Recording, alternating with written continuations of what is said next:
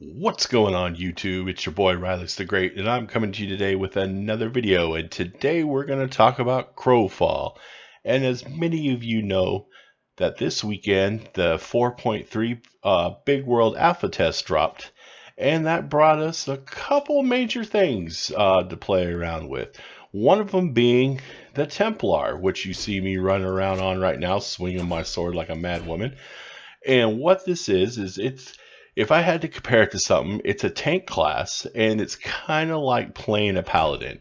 Um, she has like soul shards and stuff that you use to charge up your different abilities and things to swing at people and stuff. And the more you charge it up, the more heavier the damage is. And she's very new, so I didn't get to do a whole lot of playing around on with her, but so far she seems like she'll be pretty cool and pretty fun to play with. The next thing is they gave us a couple maps to play with. They're on the Scorn servers, and this is it's a different map than what we're used to with like the PvE maps and stuff like that.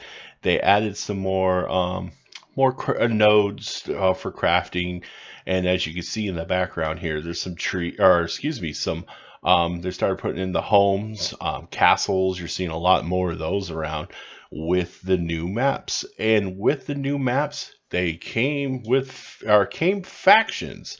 There are now 3 factions that you have to choose, or at least when you go onto the PvP server. The PvE servers right now, they don't have the factions because there really isn't no reason for them. But the 3 factions are Chaos, Balance, and Order. And you have to pick one. Right now I'm running around on with Chaos, and they have you pick one, and pretty much that is your faction until the next rotation, or probably till the next patch goes through. So basically the idea of the game is when you pick a faction, you're going to be in that faction for the cycle of that server. And that's who you're going to run with until the server resets after 30 days or whatever days that they decide to set it at. And then you could go ahead after that cycle and pick a new faction. But that's what they're having doing right now. They added some banners. When you run around like in your faction area, you can see the banner that belongs to your faction. When you come up to different players now, next to their name, you will see the icon, so you know what faction they're in. And also the color of their health bar will let you know if they're friend or foe. If they're friend, it'll be a blue color. If they're foe, it'll be a red. So they added that on to make it, a little more easier to distinguish in PvP, basically who's friend or foe. The next thing is they did some slimming of the client. They're starting to prune abilities, get some of the art out of there. So the UI doesn't look so bloated. And I'm running up on a different faction's graveyard right now. Let me run away from there real quick before I really regret that decision. But they just slimmed down the UI a little bit, getting rid of some artwork that they don't necessarily need anymore. So it just doesn't look so cluttered. Now the next big thing that they added on is the harvesting and the harvesting nodes. Now they are ranked. As you can see, as I come up on like the cobblestone here, you can see there that it's rank 1. Now what the purpose of the ranking system is, now the higher the rank, the more quantities that you can get from that node, but at the same hand, the more skill you're going to need to be trained to get from that node. So say like I have like one skill when it comes to stone. I don't want to necessarily run up to a level 5, because that's pretty much going to do me, or a rank 5, excuse me, it's pretty much not going to do me any good other than ruin my harvesting tool. It's not going to get me anything except for ruining my tool. So, but with that being said, tool quality is very important now. Now, you also, not only do you need the skill, but you also need the quality of the harvesting tool.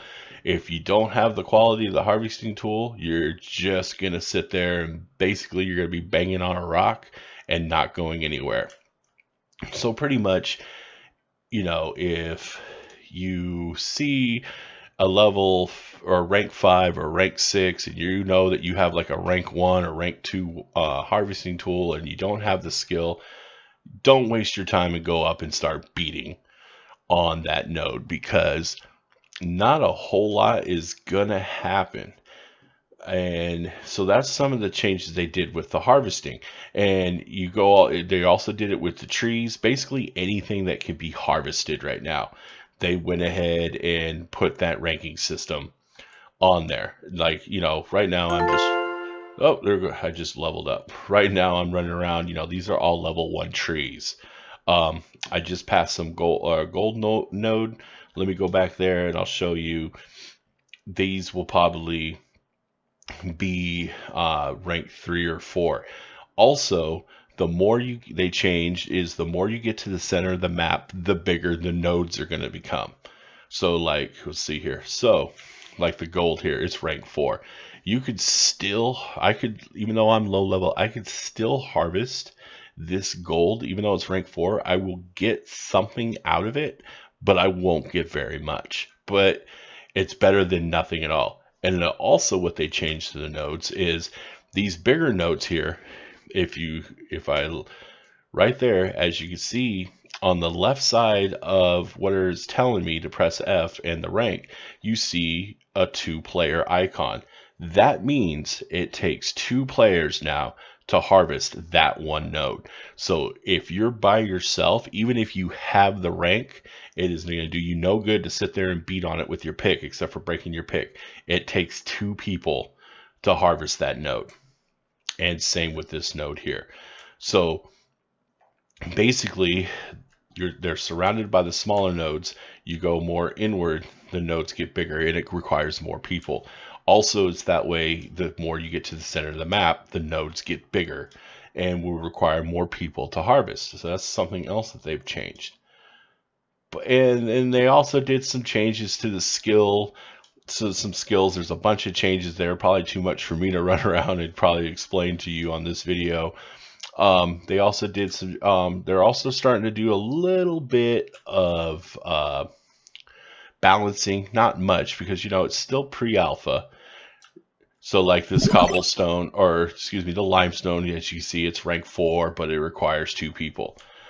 They're working a little bit on the balancing. Not a whole lot of balancing is going to be going on right now because it is still pre-alpha.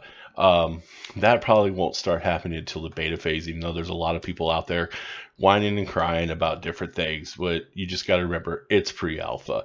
And then, as you can see, the houses and stuff are also starting to be brought in. So with 4.3, we're starting to see a lot more nodes, a lot more different types of nodes, and of course the increase in quality. So it's going to be getting interesting. Like, here's some slate. It's going to be interesting to find out, to see everything that's going to end up being crafted, that we'll be able to craft with all this different stuff here. And like always, everyone's been testing out the slamming and jamming on each other in PvP. It's a little late here tonight, so there's not a whole lot of people running around or for me to even get into it with. But I just wanted to come on real quick and just kind of give you a little bit of a breakdown on some of the big harvesting changes that they've done, and just talk a little bit, show you, what the Templar looks like, even though I didn't get a chance to show you what she can really do. Now, the only thing that I will say that I've noticed with the 4.3 patch, and even I'm out here in the middle of the night, there's like 10 people out of a possible 150 that could be on the server, and I have yet to run into another living thing. Other than players, I haven't seen any boars or anything. So I don't know if that's intended, or if the other 10 people that are running around on this server right now are killing all the living creatures. But I've seen them on the PvE side of the servers, but I haven't seen them on the PvP. I don't know, maybe I'm just dumb and that's intended and I just don't know that. But that's the only thing really that is kind of odd to me, because if I wanted to craft something, I need, like the higher end armors and weapons, I need leather, and I don't get leather unless I see the boars and the animals and stuff. But it is what it is. Like we're here testing, figuring it all out. But I just wanted to come on here real quick, give you guys an update, talk about a little bit of what the harvesting changes are, show you what it looks like. Oh, here we go. Here's a rank 4 tree, that you big old, and you look at this tree and you could tell this is going to be a higher ranked tree. But, just wanted to give you guys a look at what it kind of looks like, what's going on right now with Crowfall, and it's actually coming together pretty nice. And this game is going to be phenomenal once it releases. I think it's going to be so much fun. There's going to be so much to do, and just the ideas and what the devs have, it's going to be an awesome game.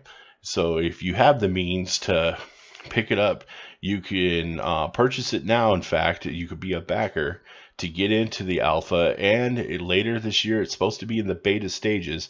I don't think it's going to be open beta, but you probably will have to purchase to be able to get in the beta. But if you have a chance to, I highly recommend it. This is going to be a fun game.